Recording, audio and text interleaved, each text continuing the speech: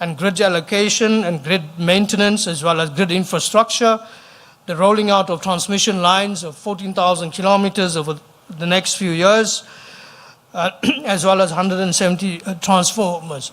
This is what we're looking to localize in the country, to build locally in South Africa. And that is why we have a number of the special economic zones to attract investors to do this in South Africa. The private sector market in terms of the energy has grown over 3,000%. It was 4.8 gigawatts from 2021, but alone in 2023 grew 4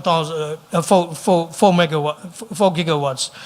And 60% of this has been solar, with 105 new projects already been registered in Q1 of 2024.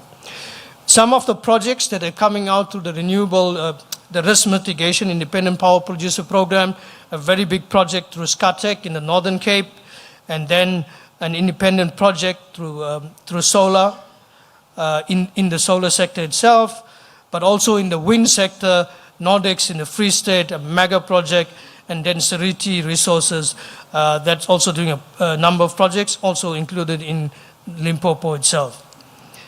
Then South Africa, I think for us, what we want to industrialize and localize is components for renewable energy. We have the competitive advantage in steel, in building towers, and so forth, in building energy storage.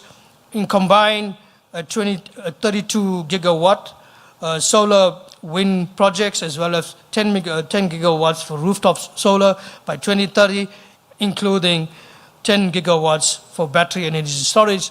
That gives you the size and scale and indication of the market by 2030. It also shows you by 2040 how we want to have the grid or the contribution of renewable energy, about 60% by 2040, and that's massive, it's huge.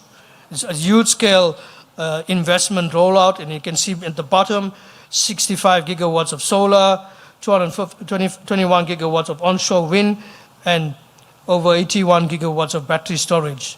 And then Limpopo itself is the province, I think, that should be leading our critical mineral strategy. Because not only we haven't got the PGMs here because we are the leaders in PGMs, but I'll show you a slide that indicates some of the minerals where we are competitive in, but the green hydrogen market is significant, and the PGMs are a key component of that, and this is would come from Limpopo itself. And then in the energy vehicle space, in e-mobility, in public transport, in freight and logistics, we're looking at significant transition to the EV space, particularly with the OEMs presence and new ones coming.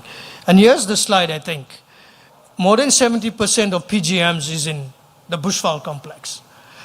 In addition to that, these are the other contributions of other critical minerals that are required for both fuel cell and batteries, and that should be done here in Limpopo, with the greater support of countries nearby, such as Zambia, Zimbabwe, and Botswana.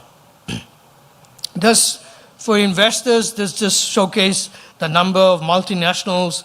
The largest concentration of multinationals on the African continent are headquartered and have manufacturing or services location in South Africa. And then here we are, the Special Economic Zones program. We have two in Limpopo. The one is proposed, the Feticomo to Batse and the Messina Mercado SEZ. Together, I think what we should be doing is to build the logistics trade corridors into the African continent to make these two SEZs clear value propositions for us to mineral beneficiate and add agro-processing and other sectors into these SEZs. South Africa, beyond the African Continental Free Trade Agreement, significant opportunity from here into the continent, but also market access. I've seen avocados. We're sending our avocados to the Middle East, to Asia, now to China, as well as to Europe. And I'm going to finish, Program Director. You've got to give me 2 minutes more. Some of the incentives that we provide. InvestSA is a one-stop shop. On this site, you have all your value propositions, sector information that you can download.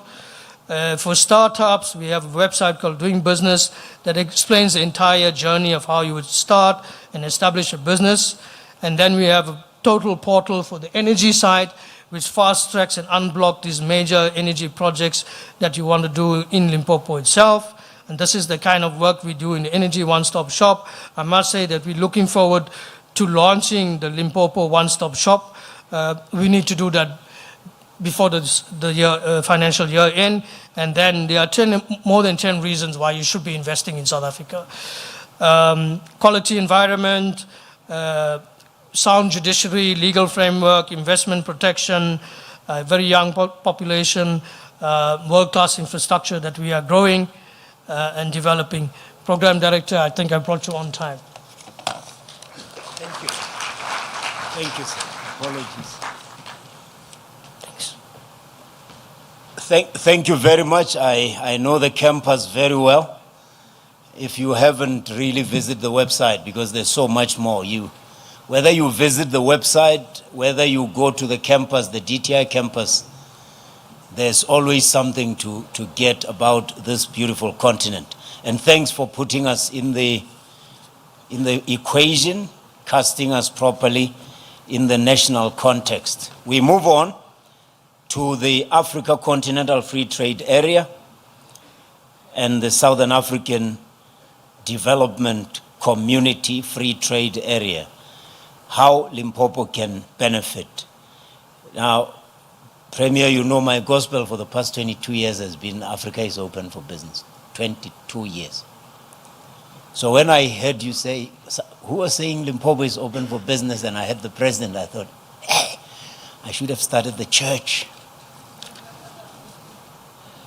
Let's welcome onto stage the Head of Department of Economic Development, Environment and Tourism in Limpopo, Mr. Matotsi Ratumbu, to take us into the Africa context, the intra-Africa and the regional integration context. HOD? Oh, sorry, I'm looking where you were seated.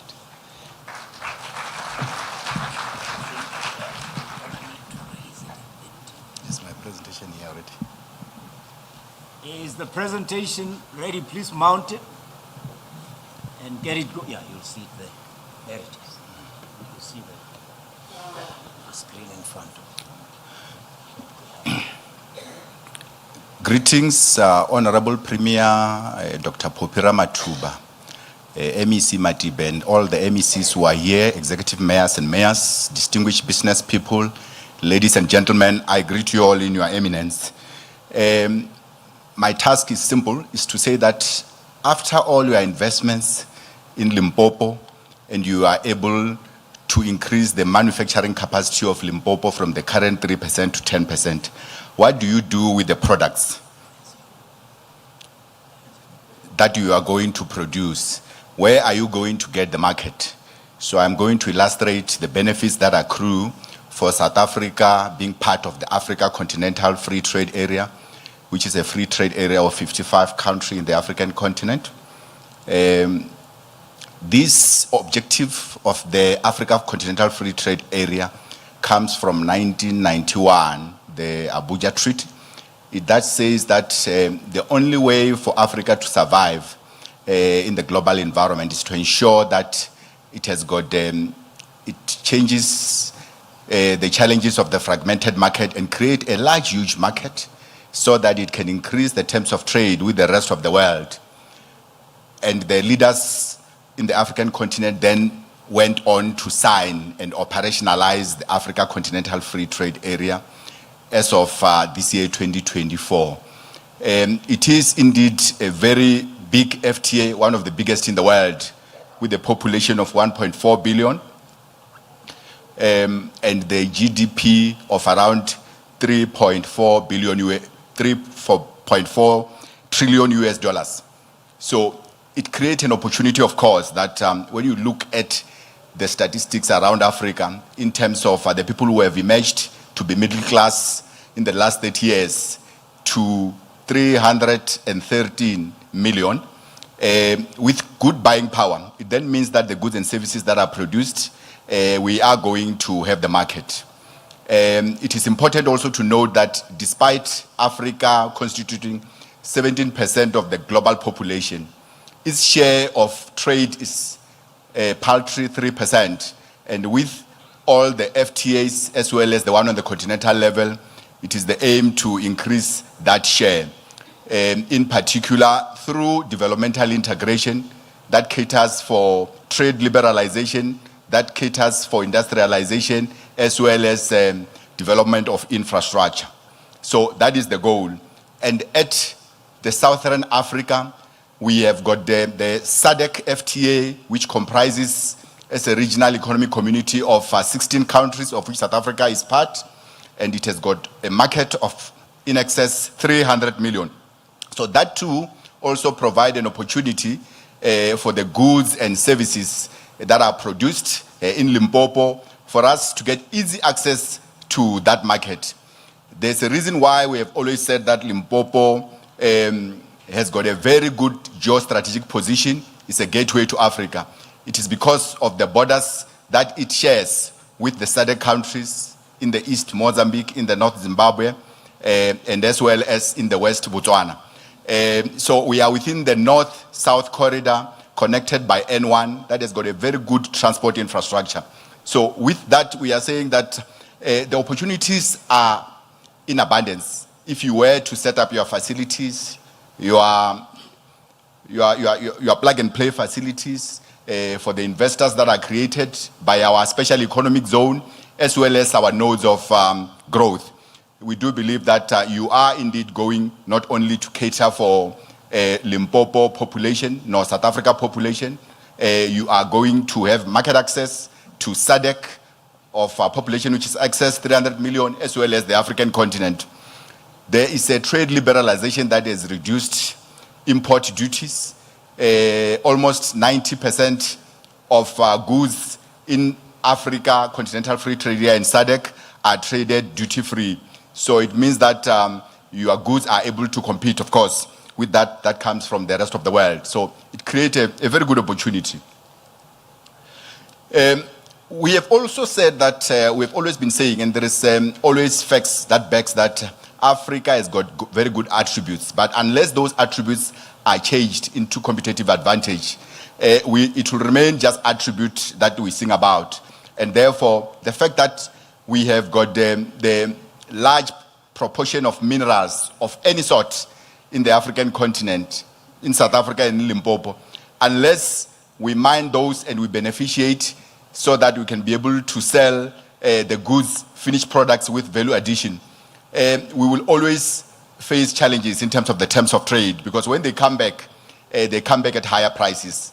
And therefore, this provides an opportunity for industrialists and business people who are here and look at all the minerals that are produced in Limpopo, and we make sure that we do the processing, we make sure that we do finished products within our special economic zones, Musina, Makado, and Fitahomu.